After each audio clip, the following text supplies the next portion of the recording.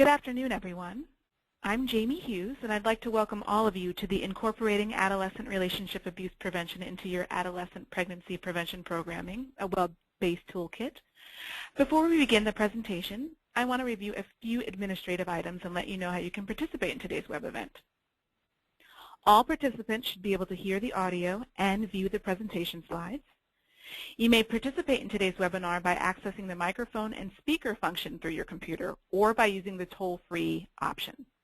This information may be found in the GoToWebinar interface in the control panel on the right side of your computer screen. I'd like everyone to quickly please turn your attention to the GoToWebinar attendees interface, which is made up of two parts. The viewer window on the left, which allows you to see everything the presenter will share on your screen, and the control panel on the right. Within the control panel is how you can participate in today's web event. By clicking the orange arrow that is found in the top right corner of your screen, you can open and close your control panel. And to keep your control panel open or visible from the view menu, ensure that the Auto Hide control panel option is not selected. Questions may be typed in the question box at any time during the webinar presentation. Simply type in your question and click send. This will be an interactive webinar, and there will be polls and a question and answer phase during the presentation. You may also utilize the raise your hand feature during the presentation. Simply click on the raised hand icon that is found next to your attendee name. And when questions are answered, the presenter will then unmute your line so that you may participate audibly. We don't anticipate any issues with today's event, but if for any reason technical difficulties arise during the event and the audio and or screen views are lost, please attempt to dial in and log back into this webinar through the original webinar invite. If access is still unable to be regained, please check your email inbox for updates regarding rescheduling the webinar event. We will now begin the webinar presentation, and thank you for attending. Hello, I am very pleased to welcome you to today's webinar, Incorporating Adolescent Relationship Abuse Prevention into Your Adolescent Pregnancy Prevention Programming, a web-based toolkit. My name is Ann Menard. I'm the Executive Director of the National Resource Center on Domestic Violence, and it has been a pleasure to work with RTI and our colleagues at Break the Cycle and Futures Without Violence on the design and development of this toolkit. Our two main presenters today are Dr. Olivia Silber-Ashley, who's Senior Public Health Scientist and Director of Risk Behavior and Family Research Program at RTI, and Attorney Colleen Gallopin, who's the Deputy Director of Break the Cycle. We want to remind you that the educational and instructional materials referenced during this presentation are for your informational purposes only, and presenters' references to these materials do not constitute endorsement by the Family and Youth Services Bureau. And any statements expressed are those of the presenters and do not necessarily reflect the views of FISB. We have three main learning objectives for today's webinar, and these include that participants will be able to use this toolkit to, one, plan approaches to addressing adolescent relationship abuse, or ARA, within existing adolescent pregnancy prevention programming, including deciding which activities to implement. Two, to enhance staff competence and competence in implementing ARA prevention activities. And three, to provide high-quality, useful materials and content to project participants to prevent and respond to adolescent relationship abuse. Throughout the webinar, we encourage you to use the interactive web features, such as the question box, which can be used to not only ask questions, but also to post comments. We certainly recognize that grantees have a lot of expertise that can benefit other grantees, so we want participants to share their ideas and experiences. To facilitate grantees' use of this online toolkit, much of this webinar will be a live demonstration of components and selected tools that are included in the toolkit. Again, we encourage your questions throughout. So let's go to the online toolkit. And I'm going to bring it up here. As you can see in the introduction to the toolkit, it is designed to help FISB adolescent pregnancy prevention grantees incorporate dating and sexual violence prevention into APP programming. It contains an array of tools and resources for grantees to choose from to best fit their projects and participants. It includes accompanying guidance for grantees about choosing among the available tools and ensuring high-quality implementation of ARA prevention approaches. Grantees can share the toolkit with sub-awardees, And the toolkit walks grantees through a process from start to finish and provides guidance to grantees about when, how, and why tools can be used, as you can see from the purple table of contents on the left toolbar. Different tools will be useful for grantees at different stages, as you can see from the flow chart, which I'm going to pull up so you can see it more directly. So as you can see, there are tools and resources provided on organizational readiness and planning, selecting and adapting materials, preparing for implementation of this type of programming, as well as monitoring and evaluation. Olivia and Colleen will be walking through each of these sections in a minute. Each section of the toolkit includes sample documents and resources that grantees can adapt for their own use. The toolkit will be available by the end of the week and will be posted on the FISB APP Communities of Practice website. You'll all be receiving email communication when it is available. Access to this online toolkit will be has been granted to the primary contact of each FISB APP grantee, and primary contacts can request access for additional grantee or sub-awardee staff. I'm going to turn it over to Olivia at this point, who will begin to walk you through some of the tools and guidance you will be able to find on the toolkit. Olivia, turning it over to you. All right, let me show you my screen here. Unfortunately, I don't know how to get rid of the things that are on the right-hand side, Jamie. I don't know if you can help me with this. Okay. There we go. All right. So I'm Olivia Ashley from RTI International in North Carolina, and I can see from the attendance list that I know some of you, but not all of you, but had great experiences working with some of you on different topics before, and we're very excited to introduce this toolkit today. The first section of the toolkit is about organizational readiness and planning, and it discusses developing a plan at the outset that includes basic needs assessment, taking stock of any available resources in your community, and discussing the best approach to meet your community and your youth's needs. The concept of an implementation plan should be pretty familiar to everyone who's on the call, because I think you've all made plans for your APP projects. A plan is not required for adolescent relationship abuse, but we do recommend that if you're going to incorporate adolescent relationship abuse into your APP project, that these are the steps that would be best practice for you to follow. And we're going to move quickly through lots of these sections. So if there's anything that you have more questions about than we can answer today on the webinar, please feel free to request TA from your project officer. And also at the end, our contact information will show, and we're happy to respond to individual questions or comments you may have then. Okay, I'm trying to advance there. All right, so why planning is important. Developing a plan for incorporating adolescent relationship abuse education into your project is good for any organization that has never included adolescent relationship abuse content before, if that applies to you.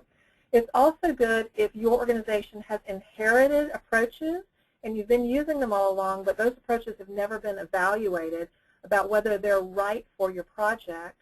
And this is also appropriate for grantees who may have a long history of educating youth on adolescent relationship abuse, but want to expand and model effective approaches for others. So I'm going to go to the website. This is where Anne left off with the flow chart. So if we scroll down, you can see here's the first section on organizational readiness and planning. And you can see over here on the right-hand side, one reason we're releasing this on Friday is that we're still doing a little bit of formatting, so you can forgive that we're still under construction while you're looking at this. So the first step for folks who want to incorporate adolescent relationship abuse into your APP programming would be to develop or modify your implementation plan if this is the direction you're choosing to go into. Some PrEP grantees have existing plans that address healthy relationships, but not all of those plans address adolescent relationship abuse specifically. So those folks can consider modifying their implementation plan if they decide to incorporate adolescent relationship abuse prevention. Abstinence grantees are not required to address healthy relationships, and I know we have some abstinence grantees on the call today. And some PrEP grantees may have selected adulthood preparation subjects that are not healthy relationships. So these grantees may choose whether to modify their implementation plans. And of course, all of these materials are going to be available for future grantees. I think we may have some new grantees coming on at the end of this month. And those folks don't have any implementation plans in place. So we wanted to make sure that this was useful for them as well. So the Planning Your Approach section includes a link to a tip sheet on intimate partner violence and teen pregnancy prevention that includes ways to incorporate intimate partner violence prevention and some key planning steps. Some of you may have seen this tip sheet before, but we wanted to make sure that we had a comprehensive list of tools, so we made sure there was a link here for folks. A plan that you put together should include any steps that your organization intends to take to better address adolescent relationship abuse, like developing partnerships or policies, any program materials or activities you intend to use that target adolescent relationship abuse prevention, any ways in which you intend to prepare your staff to implement these activities, and any resources that you intend to distribute to your project participants. I'm wondering, since we're running actually just a few minutes ahead of time, if there are any questions or comments from people before I turn this over to Colleen. Anne or Marnie, do we have any comments or questions? Okay. If folks do have questions or comments as we're going on, please feel free to use the questions box. And I'm going to go ahead and turn this over to Colleen. Hi, everyone. I'm just going to go ahead and share my screen. My name is Colleen Gallatin. I'm with Break the Cycle, and I'm very happy to be here today talking to you all about this topic. I am going to start by picking up with where Olivia left off. You've planned, and oh, I'm very sorry. I shouldn't talk and click at the same time. I'm not very good at multitasking. You've planned. You have some thoughts about how you want to incorporate relationship abuse prevention messaging into your project. One of the first and most important steps that your organization can take in this process is investing in relationships with other organizations, including domestic and sexual violence prevention and intervention organizations in your communities. The issues that will come up during your work incorporating relationship abuse prevention into your project are complex. They require multi-system, multidisciplinary responses in order to see real change. Developing relationships across disciplines increases the reach of the relationship abuse prevention and intervention field by having other professionals share prevention messaging, which influences risk and protective factors. And of course, it also increases the impact of your work when you have partners in other fields reinforcing and magnifying your messages as well. These relationships also create opportunities for collaboration and idea sharing. A public health perspective, which many of you, if not all, have, can bring new life to an advocacy-based prevention program, for example, and vice versa. Some of the best ideas that we see being implemented right now are born of the discussions from different disciplines, different backgrounds, different approaches to this work. So who exactly are we suggesting you partner with? The options are fairly broad. Every state, as some of you know, has a domestic violence coalition, which also addresses adolescent relationship abuse, and a sexual assault coalition. In some states, these two entities are combined in a single organization. In addition, there are county and local level organizations that address one or more aspects of relationship abuse. The who will vary based on your location, the focus of your project, and the relationships that you've already developed. There are many who's that can help you meet your goals. But why is the partnership important to begin with? Well, a strong partnership with a relationship abuse-focused organization will benefit your project by providing you with experts to consult at every step of your process. Many of the questions that you'll be asking yourself during your planning and implementing of your project have already been asked and answered. and we encourage you to make the most of the work of those that have gone before you. Your partners can offer you a ready source of trainers and speakers for staff trainings and community events, as well as keeping your staff up to date on developments in the domestic violence and sexual assault fields. You'll find that many of your partner organizations already have trainings and resources that they've developed that you can include in your planning. The most important benefit, though, is that you'll create the foundation for referrals when your youth participants need them. When you begin to address relationship abuse with your youth, you will find that some of your youth participants are in need of services for themselves, their friends, or their family.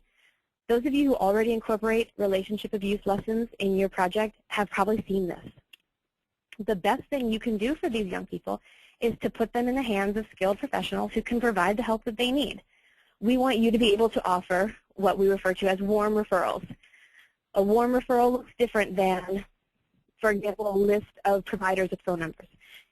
It means that you can call your colleague at the local dating abuse service provider, who you know from the training that your organizations have done together, and personally hand off your youth participant to somebody who you know will take care of their needs. The bottom line is that we don't expect that after reading this toolkit, you will be an expert in domestic violence, sexual assault, relationship abuse. We don't expect that you will be able to tackle every sticky situation that arises by yourself. We want you to be able to turn to your partners when you need them.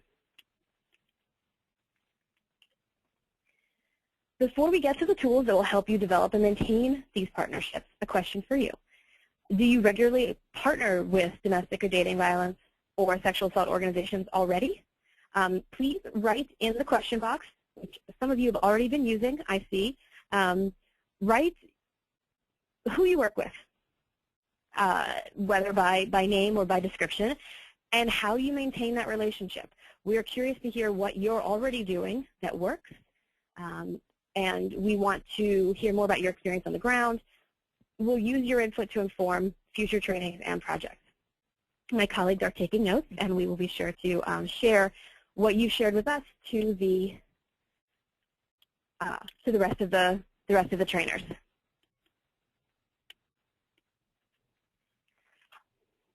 Okay, I'm going to click over to the toolkit now and show you some examples of the tools that we've included to support you during this phase of your project. This section contains tools that will help you both in getting acquainted with potential partners and also in deepening the relationship in order to work together to implement relationship abuse prevention activities, depending on your current situation. Regardless of your situation, though, there's always an opportunity to strengthen the relationship that you have with partners. If you are starting from the beginning, your first stop may be the list of state, territory, and tribal domestic and sexual violence coalitions. This is, as it suggests, a list of all the 51 states, including, or in addition to, territories and tribal coalitions. These are the folks who will be your first stop in figuring out who's doing this work in your state. They may be the right partner for you, or they can connect you with their member organizations who work on the local and regional levels. Once you've identified the right partner or partners and are building a relationship, you'll be able to use the next set of tools. It's important to formalize your relationship through a written document such as a letter of support, a memorandum of understanding, also known as an MOU, or a contract. An MOU is the most common, and we've included several tools to guide your process of developing an MOU. Please note that an MOU is not a legally binding document, but it's a document that describes the relationship. It helps both parties understand their roles and commitments and expresses the specifics of how two organizations will work together. It's important to remember that an MOU is a two-way document, laying out the roles and responsibilities of the lead organization and the partner or partners, unlike a contract, which often focuses more on what the contractor will do for the lead organization. So I'm going to share with you one of our first tools, which, This is instructions on creating an MOU, sample MOU, and a sample letter of support. This tool outlines the recommended content for an MOU, including project goals and outcomes, timeline, roles and responsibilities for lead and partnering agencies, and spots for signatures showing everyone's agreement and consent. It also includes a sample MOU between a nonprofit agency and a community-based organization. You can use this sample as a starting point and adapt the text to tailor it to your projects and partnerships. I'm just going to scroll down a little bit so you can see what the sample looks like.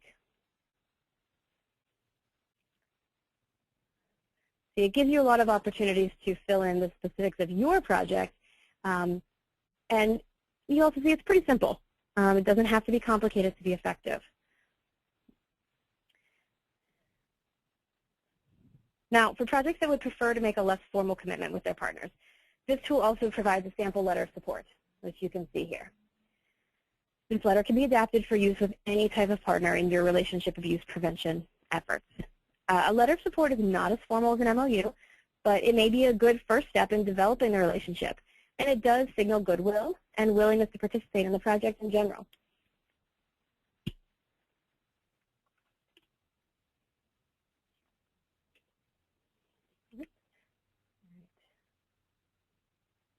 Pardon me while I click back the slideshow. Regardless of the ways in which you plan to address relationship abuse in your projects, your organization should work with your partners to develop policies and procedures. Discussing issues related to abuse will likely result in disclosures from youth participating in your projects. And again, those of you who have already been doing this work will likely have seen this already. Before that happens, though, it's important to have policies and procedures in place to address these situations and to train your staff on the policies. Many organizations get stuck near the beginning of the process in defining these policies and procedures or protocols. Everybody has their own language. But the tools provided in this next section of the toolkit will help you to be more proactive in developing or amending your policies and procedures. For each clearly defined policy that an organization has, there should be a corresponding procedure or protocols on how to apply the policy, how it is enforced, whom it affects, and who is in charge. Organizational policies may address prevention programming and response if it's appropriate for your organization. Some organizations choose to have policies that are focused on response and leave prevention strategies for the project plan. Both approaches are workable. Just depends on what is the best fit for your project and for your organization. Now, why is it important to have policies and procedures in place before beginning to address relationship abuse? As you all know, when you open the door to discussion with youth, you are no longer in control of what they will say. We've found that young people are eager to talk about relationships, healthy and unhealthy, and when you begin the conversation, even if it's focused on healthy relationships and prevention, you will likely find yourself or your staff responding to disclosures of abuse or questions about abuse. Organizational policies and protocols give your staff the tools that they need to respond to those situations with confidence and accuracy by allowing them to understand their roles and responsibilities and the steps that they need to take. They take the guesswork out of decision-making during what may be a stressful moment for your staff. They ensure a consistent set of actions and responses across your entire organization. They help educate your staff on their legal duties and the impact of the law on their work with youth, and they communicate your organizational values. Here's an example of the kind of policies, of what a policy might look like in your organization. Your policy states that staff must respond promptly and sensitively to any youth participant disclosing an incident of relationship abuse. Your procedure explains that the first step is assessing the young person's immediate safety, then accompany youth to the staff social worker who will discuss his or her options, explain if and how parents will be involved, and work with the youth to create a safety plan. So if you're among the group of participants whose organization is not yet where you want to be with your policies, how can you get there? The first step is identifying which policies your organization needs to have in place. These are some examples of what we've identified as the key policies you should have in place before beginning your relationship abuse project. The next step is determining whether you already have these policies, have elements of them, but need to strengthen or fill in gaps, or are lacking the appropriate policies and need to develop them from scratch. We encourage you to rely on your partners in the domestic and sexual violence world to support you in this in this process, regardless of whether you're developing, amending, or strengthening your policies. And of course, we've included several tools in the toolkit to help guide you through this process.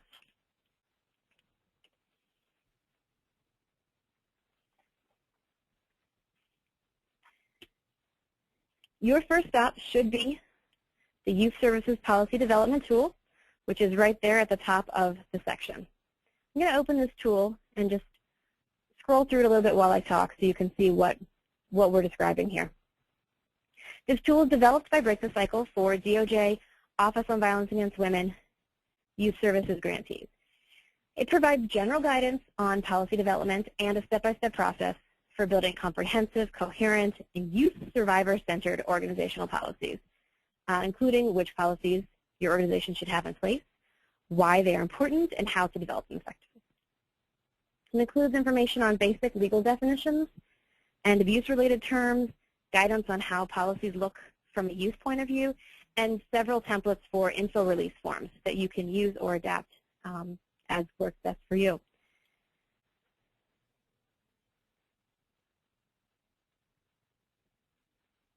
The rest of this section walks you through various aspects of policy development. You should choose the tools that best match your organization's needs. Some examples include a summary of state domestic violence and sexual assault confidentiality laws, which describe what each state requires with regard to confidentiality of private information that victims and survivors share with counselors and advocates. Knowing your state laws is key to developing policies and procedures that will enable your staff to meet their legal obligations while also sensitively supporting youth survivors. Similarly, the summary of state child abuse reporting laws provides an overview of the state's different requirements about what must be reported in situations where child abuse is witnessed or suspected. This topic is especially important to address before you begin your prevention activities because state law differs dramatically in its treatment of peer-to-peer dating abuse and whether or not it's reportable as child abuse. We've included sample mandatory reporting policies and procedures that you may use to guide the development or update of your own policies and procedures. And the toolkit also includes tips for discussing conditional confidentiality with youth and helping your staff and your youth participants understand the very complex laws that impact them in this area.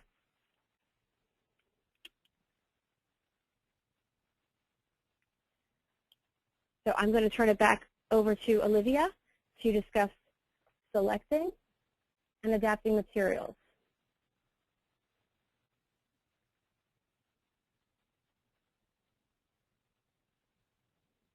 All right, I'm just trying to pull up my screen. Marnie, you may need to help me. I'm trying to get to the slides right here. Yep, okay. There we go.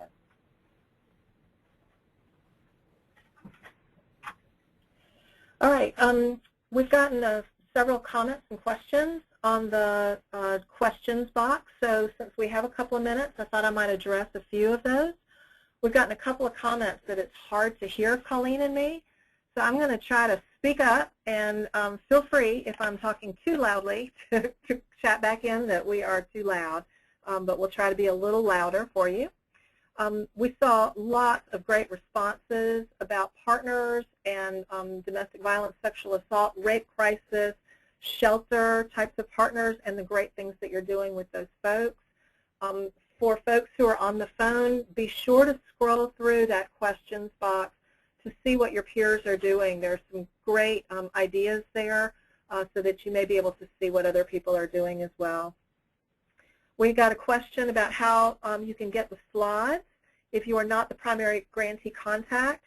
Our recommendation would be to contact the person who gave you this webinar contact information, because we sent a copy of these slides out on Friday to those folks. And we will also be posting these slides to the community practice website as we do for all of our webinars. Then we got a substantive question about whether community readiness is included in organizational readiness. We talked about organizational readiness and planning at the beginning of this webinar.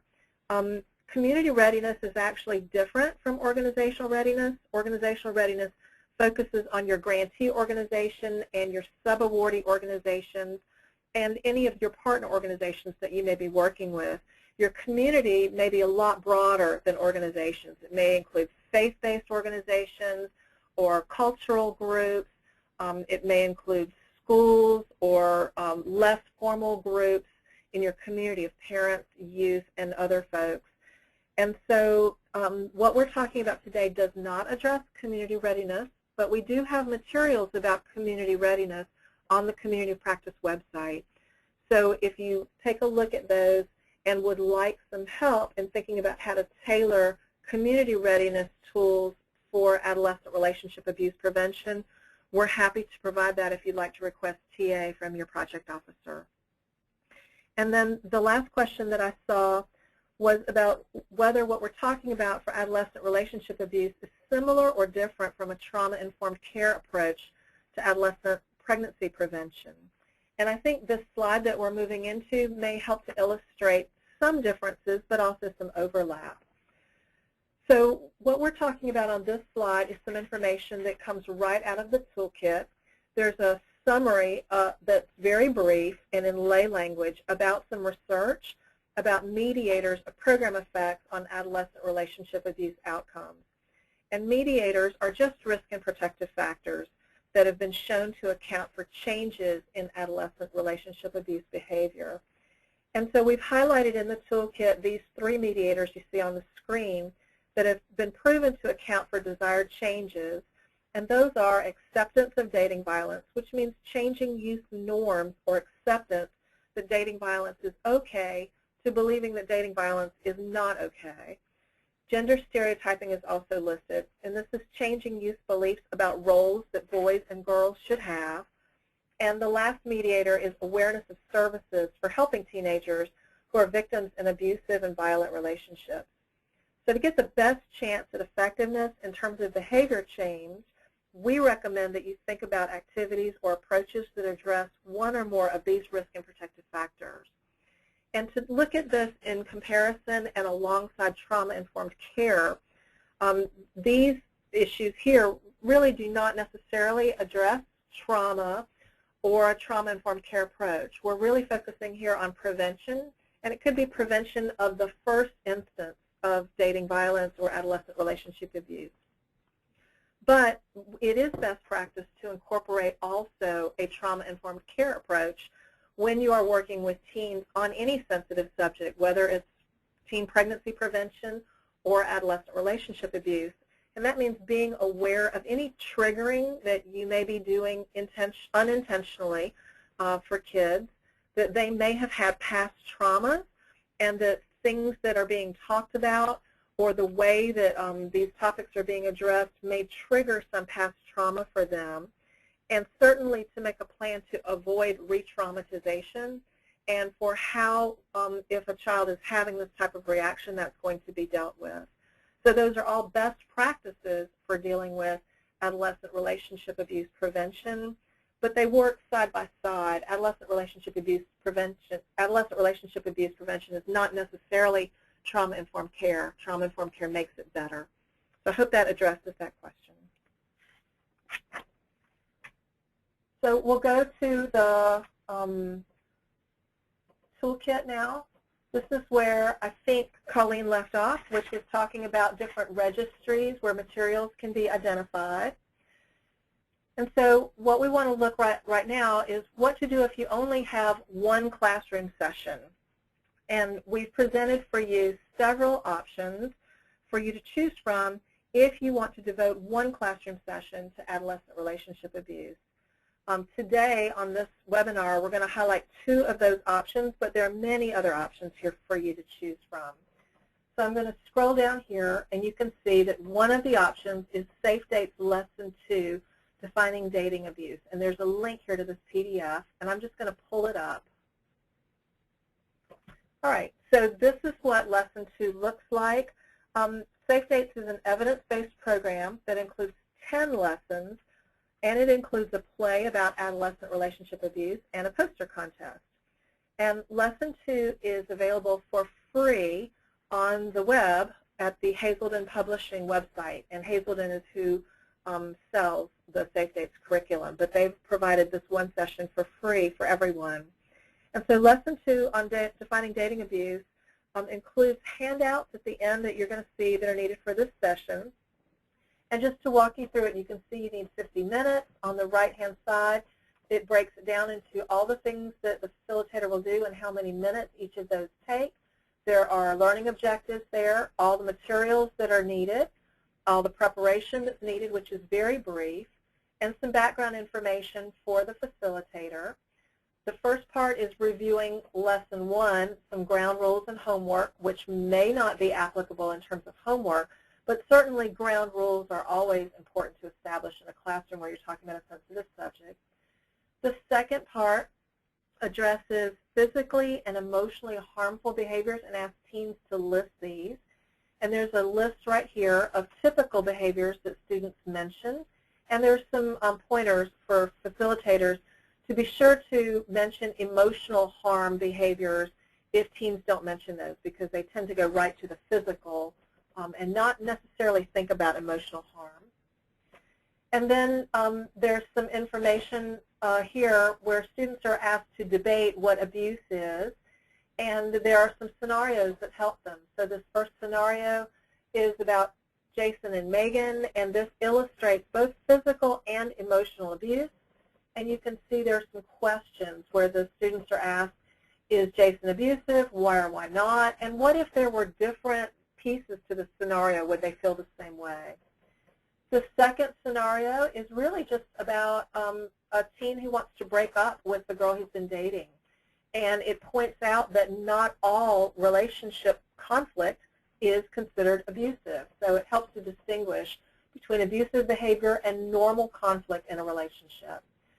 This third scenario is showing how girls can be perpetrators, and the example is property damage that's used to emotionally abuse a dating partner. And this last one is about a very subtle type of abuse.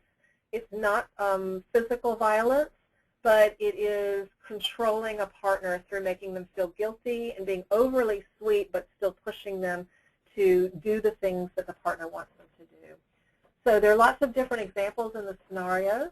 And then at the end of this, the facilitator helps teens figure out a definition of abuse and provides some statistics about adolescent relationship abuse. And then you can see here what the handouts look like for the teens. These are the same scenarios that we just looked at. They're just user-friendly for kids. All right, and then Colleen, I'll let you talk about Break the Cycle one-day lesson plan. Great, thanks. Break the Cycle single session lesson plan gives you another option for a basic lesson in relationship abuse awareness, which can easily fit into a single class period.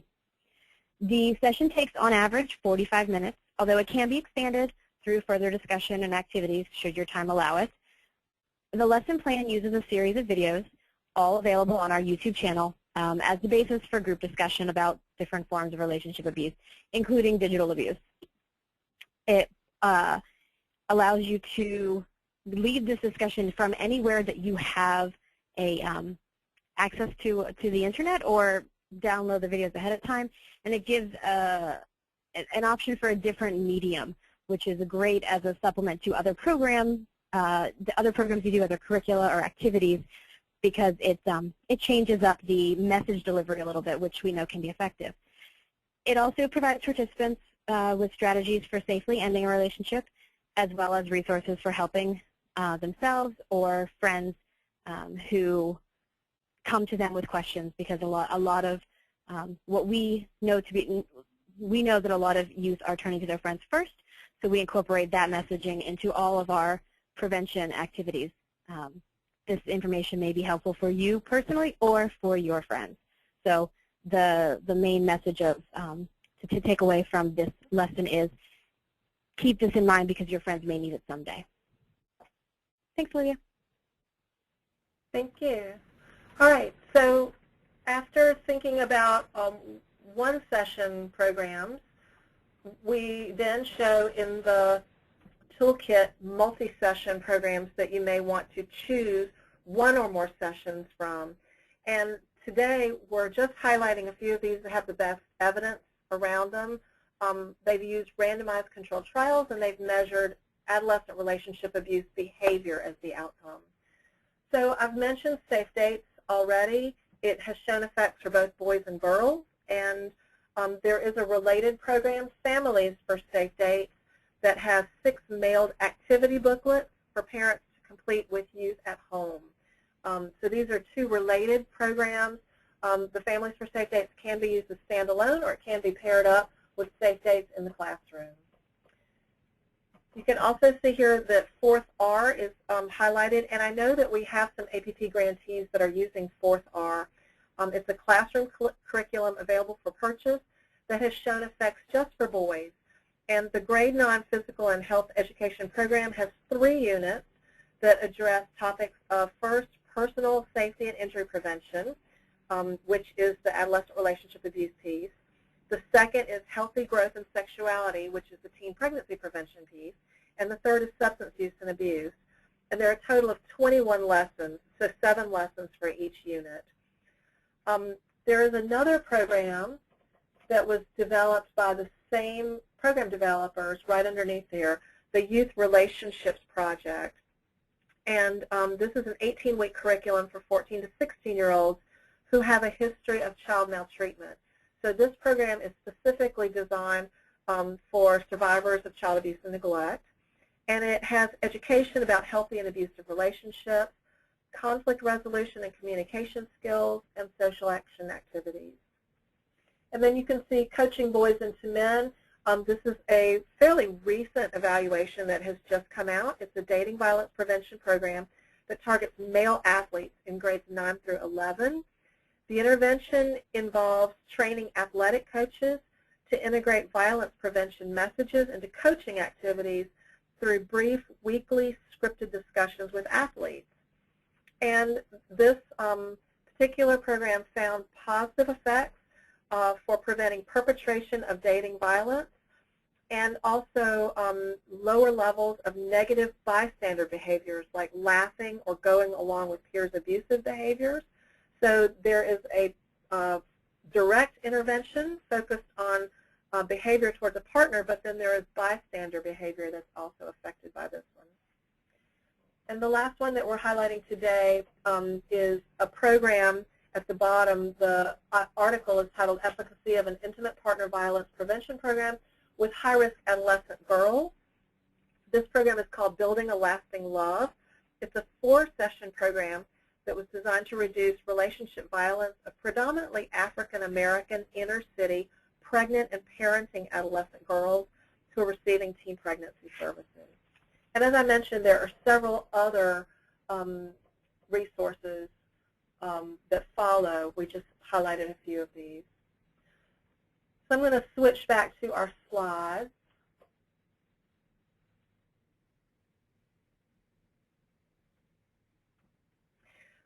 And talk a little bit about adaptation, because many grantees are not going to be able to use an entire adolescent relationship abuse prevention program as it's written.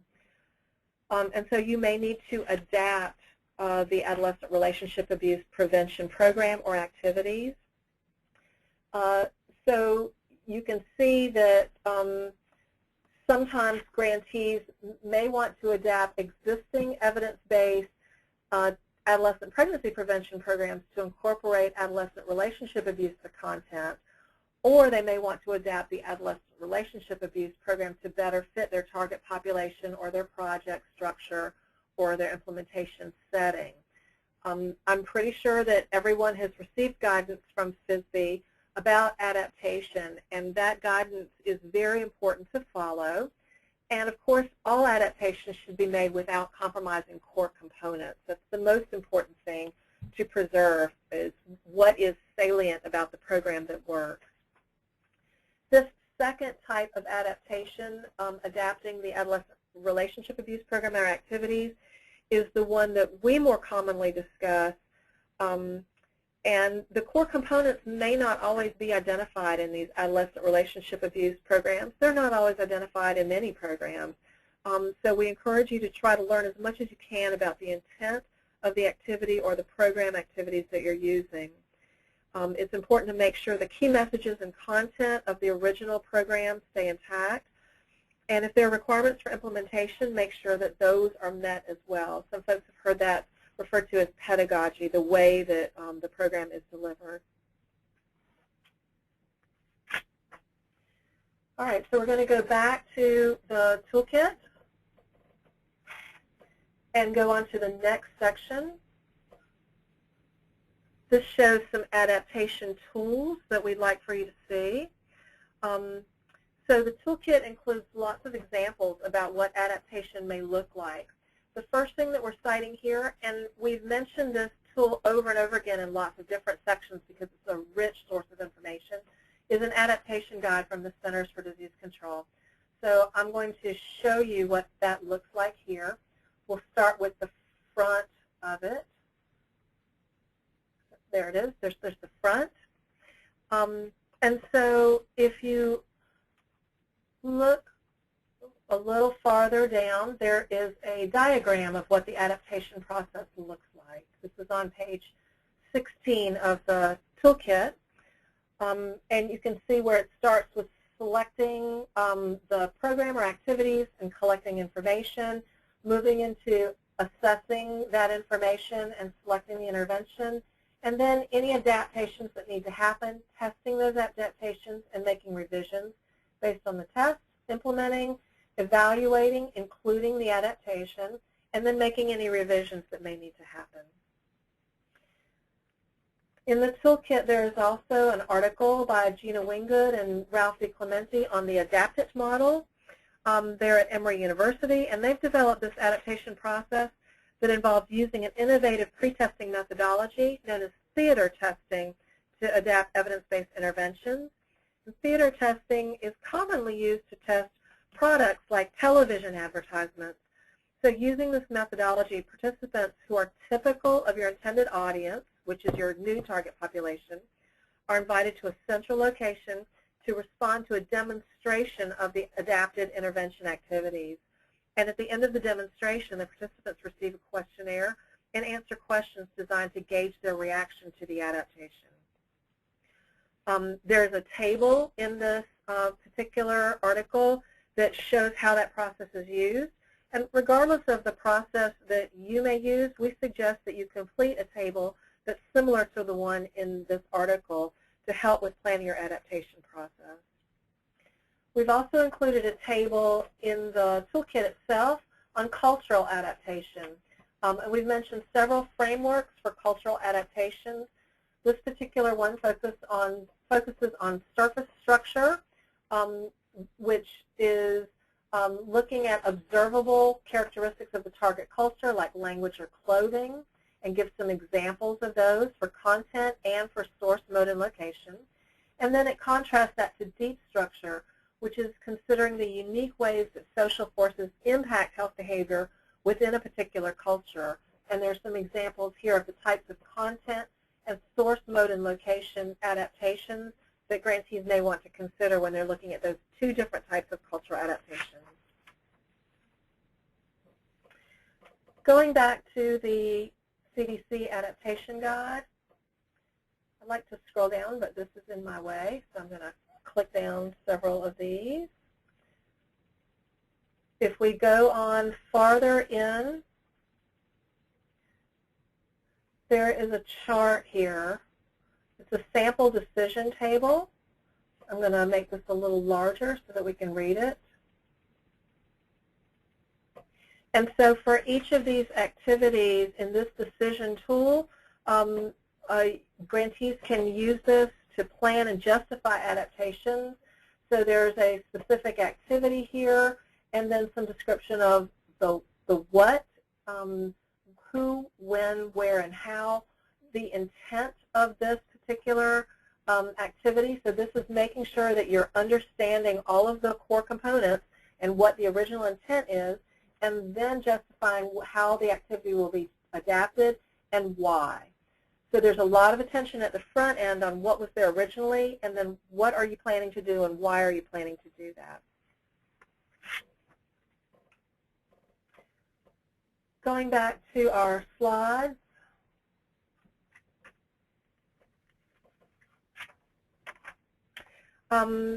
You may want to extract selected lessons or activities from a longer program if you don't have the time or resources to use the entire program.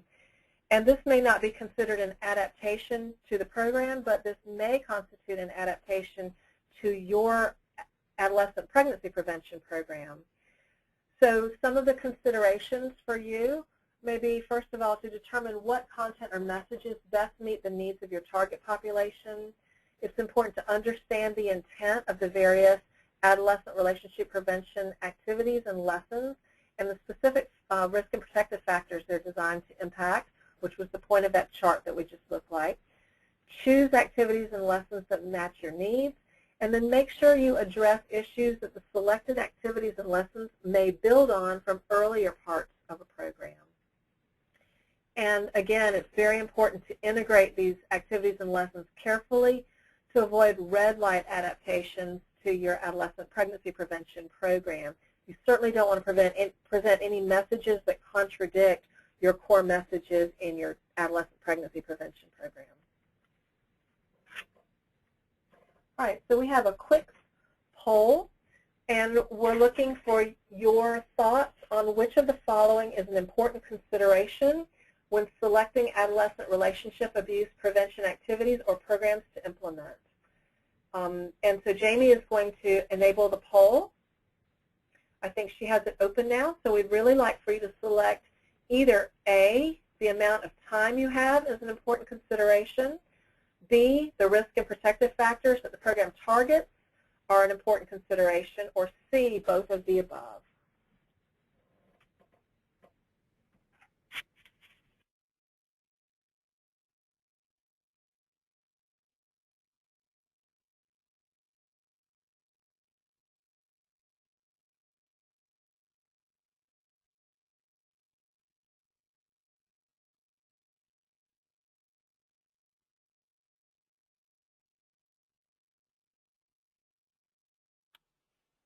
About 65% of people have voted, so I'm just going to leave the polls open a little longer. Sounds good.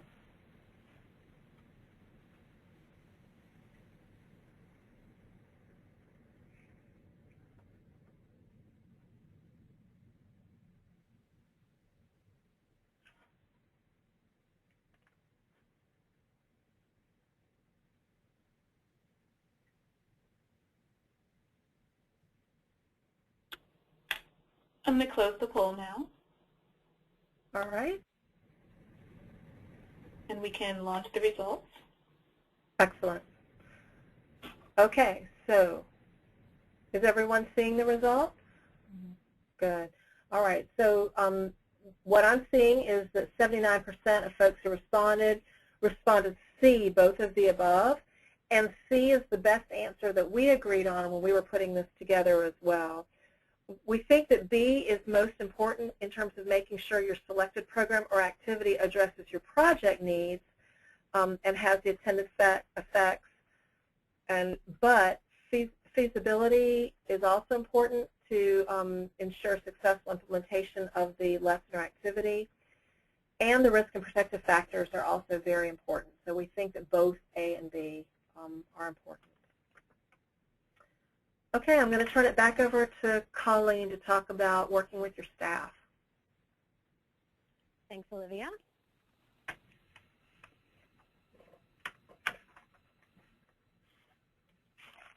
So, all right. So after you select the prevention program or materials to be incorporated into your project, it's important to take a step back and think through how you will use those materials and what steps need to take place to ensure a successful implementation. One of those steps is likely going to be staff training. Section 3 of the toolkit, which I'll show you in just one moment, is all about preparation for implementation, including getting your staff up to speed and trained on your chosen prevention approach and preparing resources for participants. This section will focus on how you can build your staff's confidence and competence around discussing healthy relationships, implementing relationship abuse prevention activities, and responding to relationship abuse, including orienting all staff involved in decision-making or planning around the project, selecting and training staff who will implement the new material, and ensuring that the project has adequate resources to distribute. And not just adequate, but appropriate, the right ones for your target audience, your youth and parent participants. The tools in this section are for grantees who have not conducted training on relationship abuse before, for grantees who need to retrain staff on their approaches, and grantees seeking useful resources for project participants. It's important to ensure that all staff who will be involved in planning and implementing your prevention activities receive education and orientation. Taking this step before you begin implementation will benefit your project by increasing your staff's knowledge about healthy relationships and relationship abuse, by allowing staff to offer input on policies and procedures that are sensitive to the dynamics of relationship abuse, by giving them a framework for choosing the right curricula and other activities to use, and by preparing them for the challenges that they will face before they face them in front of a room full of adolescents. I'll let Olivia take a moment to first talk about selecting the right staff to implement your relationship abuse prevention activities, and then turn back to the content of training. Excellent. So we have found that selecting the right staff to address adolescent relationship abuse with youth is very important. The staff that you select need to agree with the content that you will be presenting to youth. For example, that adolescent relationship abuse is a serious problem and is not acceptable, and that victims should never be blamed. We have in the toolkit a link to information on why people engage in victim blaming, why it is dangerous, what to do about it, and an exercise to illustrate how it feels. It's also important to select program delivery staff who agree with the content you're going to present about gender stereotypes and that they can be harmful. And remember, gender stereotypes are expecting that all boys will act a certain way and that all girls will act a certain way. Along these lines, the staff you select should also accept that both boys and girls can be victims and perpetrators of adolescent relationship abuse. Staff who believe that boys are always perpetrators and that girls are always victims may not be helpful in effectively addressing adolescent relationship abuse, since the literature about prevalence of behaviors among girls and boys is different than among adults. Your selected staff should also be comfortable presenting this type of information. It's okay and understandable if staff don't know much about this topic yet, or if they're a little nervous about presenting it for the first time. But the red flags to look out for are statements that they disagree with what will be presented, that they will not take this issue seriously, or that they're not willing to present the selected information or activities as directed. So Colleen, I think you have more to say about training after you've selected your staff.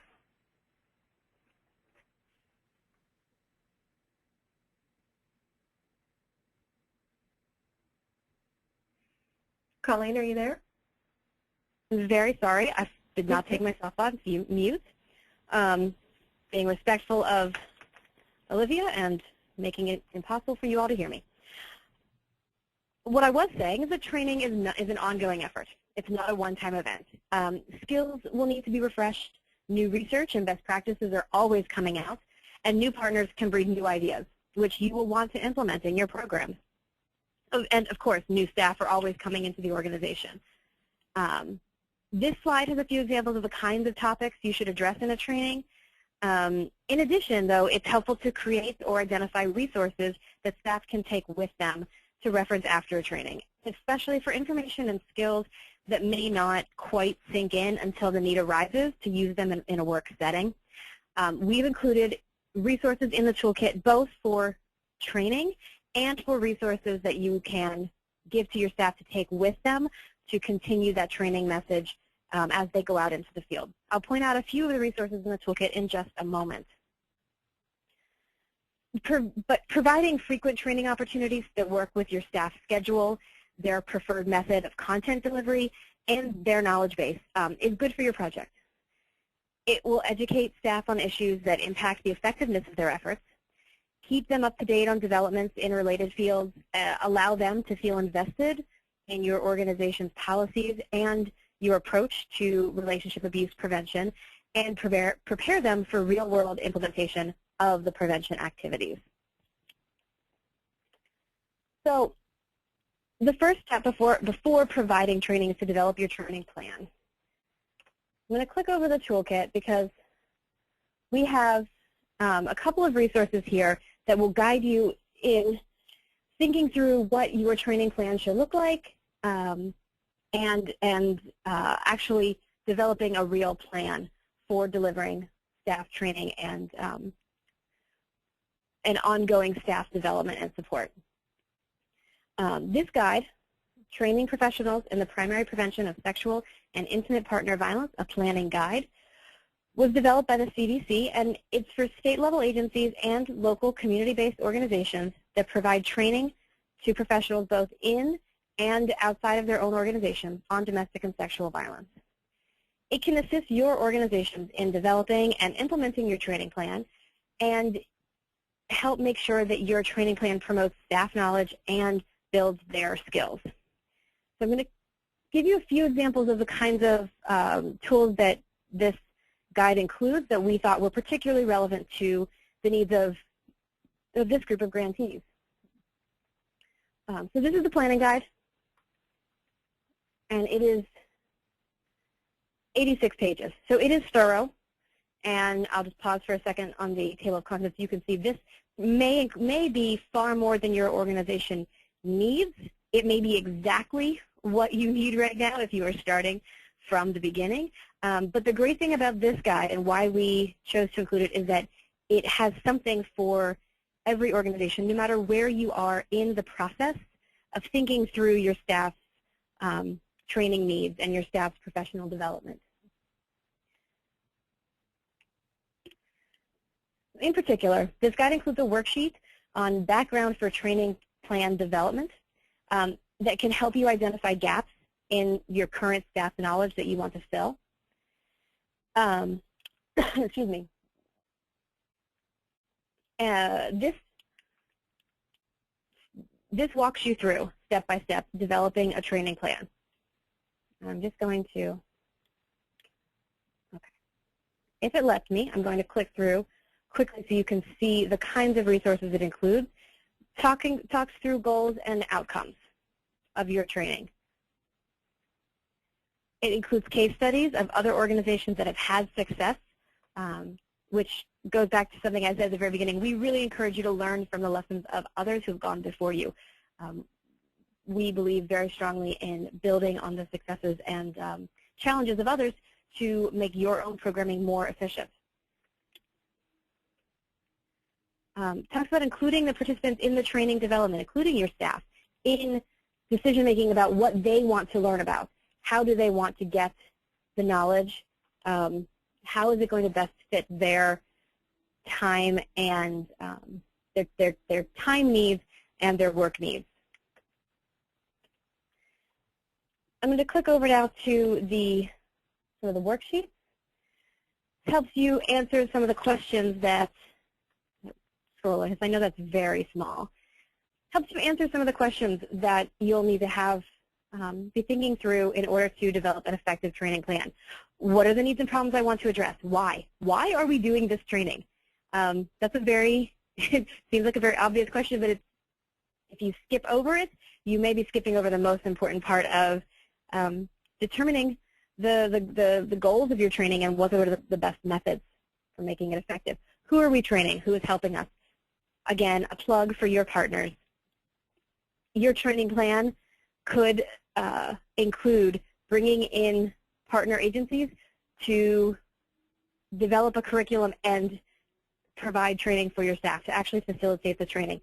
We're not giving you this tool to suggest that you have to do it all by yourself.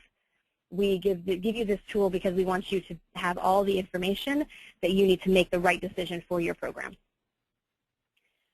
This guide also includes tips on who to train, how to select trainers, a variety of tip sheets on effective programming.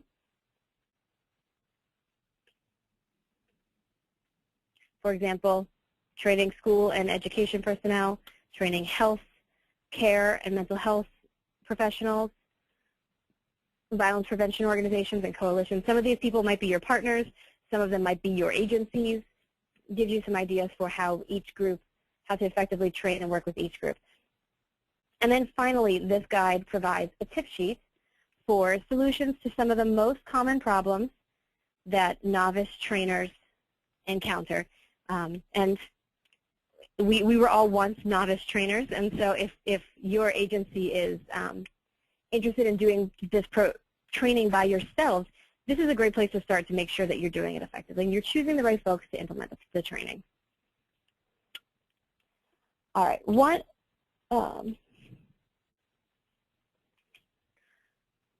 click back here. Once a training plan is in place, all staff, especially staff facilitating relationship abuse content, should be trained in the dynamics of adolescent relationship abuse, its consequences, and how to address it with teens. In-person training for your staff is ideal, and the CDC guide can help walk you through what that would look like. And often, as I mentioned, your state or local community partners can help you arrange these trainings. However, if an in-person training is not available, we have some resources here that you can rely on. For example, the CDC Dating Matters online training can help you educate your staff. I'm going to scroll back up. This is a 1-hour free online training that can be used to earn continuing ed credits, and you can link to it from the toolkit. If you purchase a relationship abuse program that includes staff training, this toolkit also gives you some helpful tips for delivering that training. So, for example, Safe Dates prevention curriculum that Olivia mentioned earlier does have some training content. The toolkit walks you through a little bit of what the best practices are for implementing these staff trainings, such as establishing ground rules, being aware of participants' experiences and comfort level, talking about domestic and sexual violence, discussing confidentiality in a classroom setting, and being aware of the important role culture plays in addressing relationship abuse. Grantees whose staff have not had recent experience implementing prevention activities may find these tips particularly helpful in opening up the discussions and building staff capacity during trainings.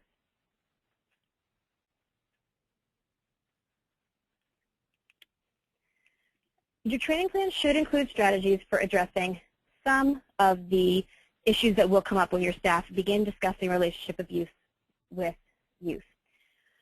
Among these are triggering of traumatic memories or experiences and safety planning. I'll turn to safety planning in a moment, but first I want to discuss the issue of triggering, which is especially important to be aware of because it can impact both your staff during staff training and your youth participants during programs. Discussions of abuse during staff training or classroom activities can trigger painful memories and feelings for participants. Talking about domestic violence, relationship abuse, reproductive coercion, and the effects of relationship abuse on adolescents are all sensitive topics that can be emotional for staff, regardless of whether a person has any direct experiences with abuse. So be sensitive to your staff's reaction to the information that they are receiving during trainings or discussions. This is a perfect opportunity for discussion with your community partners about how to balance the need to discuss difficult and possibly triggering topics with the desire to be sensitive to your staff and youth participants' personal experiences and histories. All right, so it's also important that all staff understand that the primary goal of all relationship abuse prevention efforts is keeping teens safe. This means taking all reports or disclosures of violence seriously and understanding that it's the staff's responsibility to help teens who are in need of safety planning. I'm going to click over to the toolkit and show you a few resources that we have on safety planning. The toolkit includes 3 variations on a youth-focused safety plan that you can provide to your staff. You can choose one that fits your youth participants' needs the best, or make all 3 available to your staff to use as they feel is appropriate. The Love and Respect Safety Planning Guide is, which I'm going to highlight just to give you an example, is an interactive web-based or hard copy tool that provides a comprehensive set of questions for high school or college survivors to create a thorough safety plan. This tool can be offered to participants to use on their own. There are helpful informational icons with additional info along the way, or with a staff member. And this link will open both the interactive guide as well as the hard copy, which is available as well, depending on your tech situation. It's important for staff to remember that although these planning tools can be helpful for young people to think through in advance, it's still important for staff to recognize, to respond if they become aware of any immediate safety issues.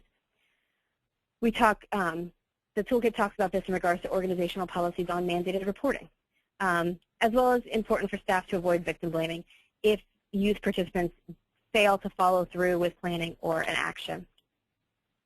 It's also important to remind your staff that these tools should not replace the services of a qualified relationship abuse professional, and to rely on the relationships you developed with community partners to make referrals for more in-depth safety planning and advocacy. So now a question for you all, bring you back into the conversation. What other topics have come up for you in staff training or discussions? We've identified a few in the toolkit that we think are particularly important. What would you like to add to that list? Please write your ideas in the questions box so we can capture them. We also are curious about what resources you've identified for staff training on relationship abuse that you found helpful. As we mentioned before, we'll use your thoughts and suggestions to inform future products and trainings, as well as to advise grantees down the road. All right. Once you've developed a plan, chosen your program or activities, and trained your staff, you're ready to go out there and start talking to youth and their parents and teachers. The next section of the toolkit offers resources that you can give to all of these groups to reinforce your prevention messages. The resources in this section can be given to parents or caregivers anytime, but they are especially helpful when beginning to implement your prevention activities.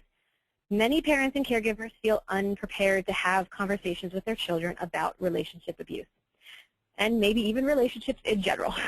The more you can help parents discuss these issues with your children, with their children, and reinforce the information that their children are receiving through your project activities, the more the information will be understood and utilized, and the more effective your prevention messages will be.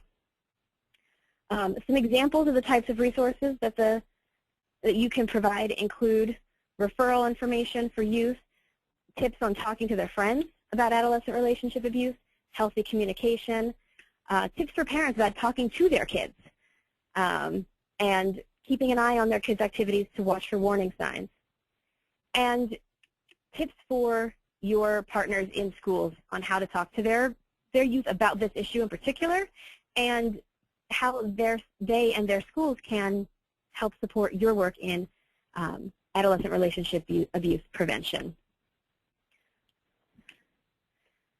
All right, so I'm going to click over to the toolkit again and show you a few examples of the resources we have. I'm going to go pretty quickly through this section because these are all pretty short handouts. We chose these specifically because they are straightforward, they're easy to print and hand out, and pretty good, concise explanations of the message. So I'm not going to spend a lot of time discussing them because I think they are fairly self-explanatory. The first tool, though, for youth is the findyouithinfo.gov website, and we included this link just so that you have a ready source of information. This website includes the combined wisdom of the federal government on a variety of youth issues, including teen dating violence. But most helpfully to you, it includes a database of youth-serving agencies nationwide and links to online resources such as the National Domestic Violence Hotline, the National Dating Abuse Helpline, Break the Cycle, and Love is Respect. So if you ever need a quick, easy place to send parents or teachers, this is a great place for them to start. All right. So we've included in the toolkit a variety of resources for teens, and I'd like to highlight and describe just a few.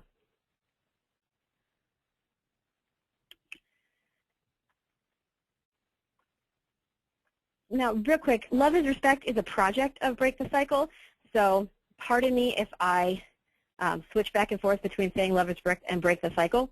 Love is Respect is our youth brand. Everything we create for youth comes through our Love is Respect project, loveisrespect.org, and it's all there as well for free download and for your use.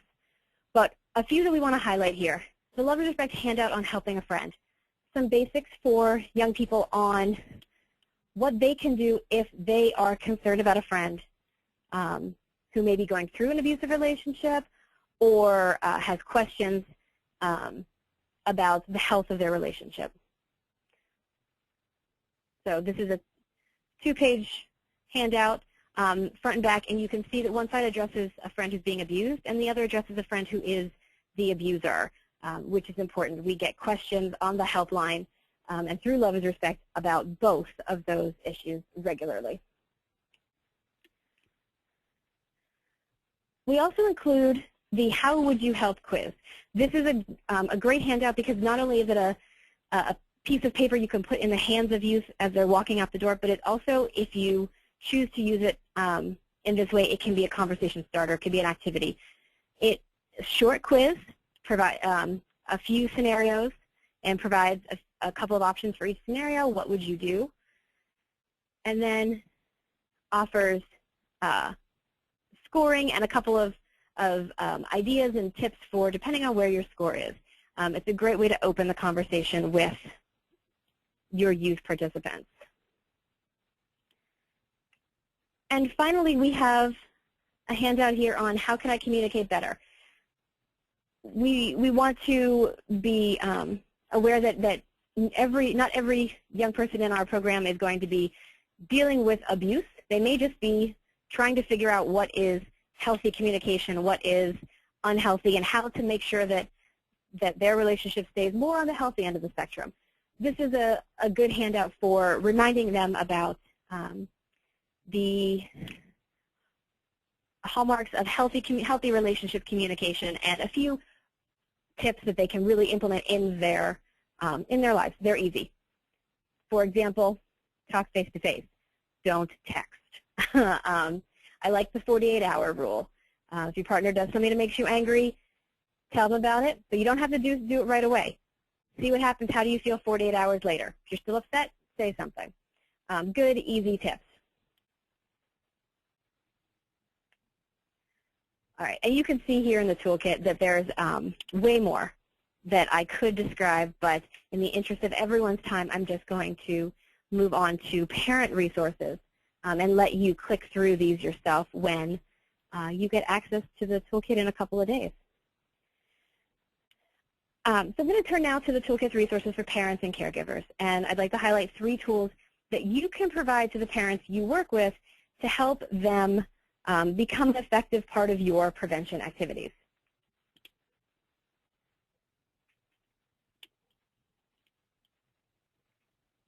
The Parent's Handbook is developed by Love is Not Abuse, which is a program that was developed by Liz Claiborne many years ago, but is now a project of Break the Cycle. It was granted to us a couple of years ago, and we are carrying on the good work that was started by Liz Claiborne.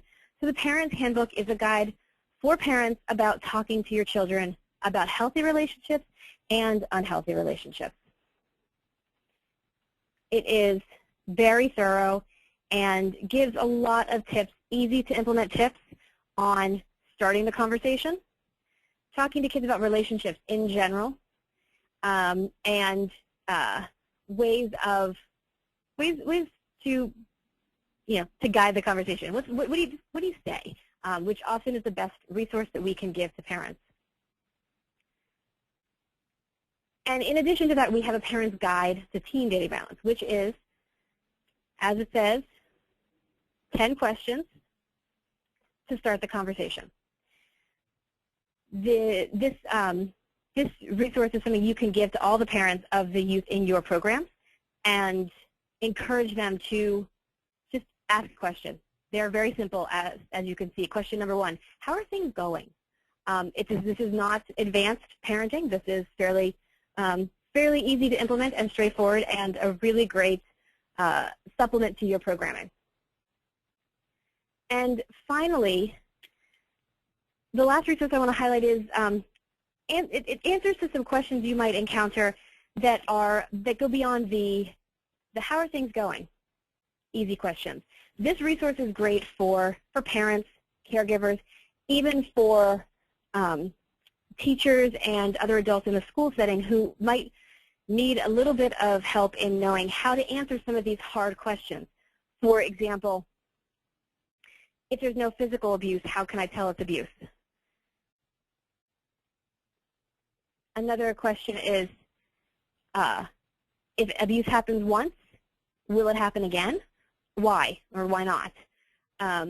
This is the kind of resource that you can give to folks who are going to be on the receiving end of these questions, whether it's your staff or your partners. And these questions all come from Break the Cycle staff and volunteers who have received these questions. So this is based on our real-world experience.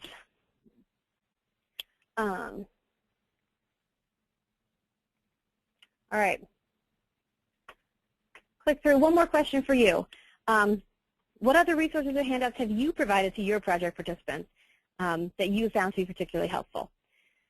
Again, question box is there for your answers. We'd like to hear your thoughts and incorporate your ideas into our future work. I'm going to keep going, but I want you to keep adding your thoughts to that question box while I continue. The last part of the toolkit that I want to highlight is the appendix. I'm going to skip over Olivia's section on monitoring and just point out the appendix, which has a lot of additional information and research about adolescent relationship abuse. You may find these resources useful in your efforts to incorporate relationship abuse into your project. They include information on special populations that you may be serving or may be preparing to serve, information about the link between relationship abuse and pregnancy, and additional information about digital electronic abuse. You can use these resources to supplement your staff training as additional handouts, as resources when particular issues arise, or just as informative background materials. But we wanted to include them so that you have as many options as possible for keeping yourself and your staff up to date. I'm going to turn it back over to Olivia now to talk about monitoring and evaluation.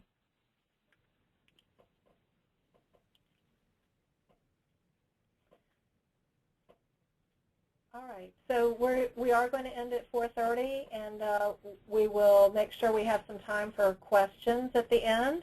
I just want to highlight a few things about monitoring and evaluation. We've also received one question about, are we going to provide a list of the guides and tools that are we've been highlighting today? They are all in the toolkit, which will be available online on Friday. And so all the folks who received information about this webinar will also get an email message saying that it's live and getting the link. So all of the information that we're providing is in the toolkit, which is the product that's going live on Friday. Just a couple of minutes on monitoring evaluation before we wrap up. We're big advocates of planning for program monitoring and evaluation. Even if you're in the middle of implementation now, it's never too late to incorporate monitoring and evaluation into your plan. And so you may want to think about prioritizing the types of questions that you want to answer. You can see the plan should include questions that you have, the evaluation monitoring questions and the information that you need to answer them. Where will you get the data and how will you collect it if you're going to do that? Some plan for doing analysis, a timeline and staffing assignments, and a plan for reporting your results. And you can see here, I'm not going to go to the toolkit, but this is what the toolkit looks like on the screen about monitoring and evaluation, and there are lots and lots of resources there. This adaptation guide is one that we've kept coming back to over and over again, and it includes a monitoring and evaluation planning table, and so it starts on the left-hand side with what is the monitoring question, and the question may be something like, how many participants received adolescent relationship abuse prevention activities? Or the question may be more about outcomes. Or your question may be something like, did your adolescent relationship abuse prevention activities enhance your teen pregnancy prevention outcomes? So you may want to look at moderation if you're doing that. So there are a couple of pages of a planning table that might be helpful for you if you want to look at that kind of planning. And we also have some resources. One that I'm showing here on the screen, this is another resource. This is a survey that was done across the nation on electronic aggression and social media use within the context of adolescent relationship abuse. You can see at the bottom for each set of results the question appears, and so this would be a great source of information for you to think about where you want to get question items. While in a relationship, have you ever had a boyfriend or girlfriend check up on 10, 20, or 30 times per day via cell phone? Call you names, put you down, or say really mean things, ask you to have sex or engage in sexual acts when you didn't want to, or spread rumors about you. So there are lots of items here that you may want to look at, and then there's also some national results that may be of interest to you in thinking about needs assessment for your community and how your community compares to other kids in the nation. We've also highlighted a couple of compendia from the Centers for Disease Control, and these include lots and lots of measures and scales for physical dating violence, psychological abuse, and stalking, both for stalking perpetration and victimization for all of those measures.